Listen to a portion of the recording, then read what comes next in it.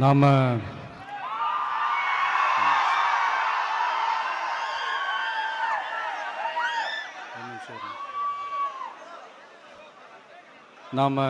அரசியலுக்கு வந்ததிலிருந்தே நம்மளை பற்றி நிறையா சில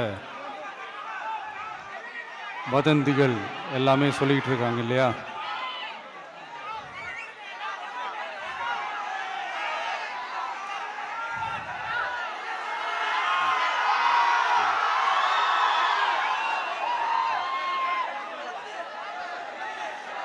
ஒரு சின்ன விஷயம் நான் சொல்லிட்டு போயிடுறேன், கொஞ்சம் சைலண்ட்டாக இருங்க ப்ளீஸ்.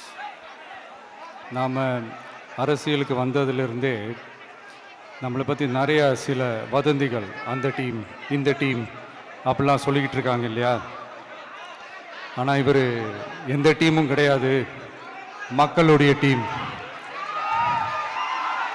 பீப்புள்ஸ் டீம் அப்படின்னு எல்லாருக்கும் தெரிஞ்சதுக்கப்புறம் வேற என்ன அவதூறு பரப்பலாம் இவர் மேலே அப்படின்ட்டு ட்ரை பண்ணி எல்லாமே அவங்களுக்கு ஒர்க் அவுட் ஆகலை.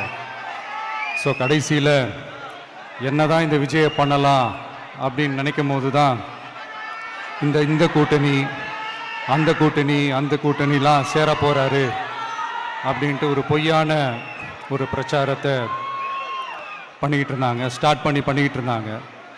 இந்த நியூஸ் எல்லாம் கேட்டு நீங்கள் கொஞ்சம் கன்ஃபியூஸ் ஆகிருப்பீங்க. அதனால் இங்கே மறுபடியும் ஓப்பனாக தெளிவாக ஒரு விஷயத்தை நான் சொல்கிறேன். நாங்கள் எப்பவுமே மதச்சார்பற்ற கொள்கைன்றதில், அந்த ஸ்டாண்ட்லேயோ, மதச்சார்பற்ற சமூக நீதி என்ற அந்த நிலைப்பாட்டிலையோ எப்பவுமே சமரசம் வச்சுக்கவே மாட்டோம். நம்மளுடைய தலைமையில தான் ஆட்சி அப்படின்றதுல எப்பவுமே உறுதியாக இருக்கிறோம். நம்மளுடைய முதல் மாநாட்டில் கூட நான் சொன்ன மாதிரி அரசியலில் யாருக்காகவும் எதுக்காகவும் எந்த விதமான ஒரு சமரசமும் நாம் வச்சுக்க போகிறது எல்லாம் அந்த பேச்சுவார்த்தையே கிடையாது. சரிங்களா? அதனால் யார் என்ன அவதூறு பரப்புனாலும் தயவு செஞ்சு அதை நம்பாதீங்க. எல்லாம் வல்ல இறைவனின் அருளால் நாம நினைச்ச டார்கெட்டை நம்மளால நிச்சயமா அடைய முடியும்.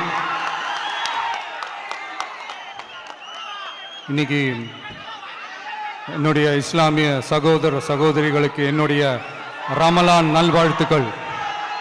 கான்ஃபிடென்ட்டா இருங்க, நல்லதே நடக்கும், வெற்றி நிச்சயம்.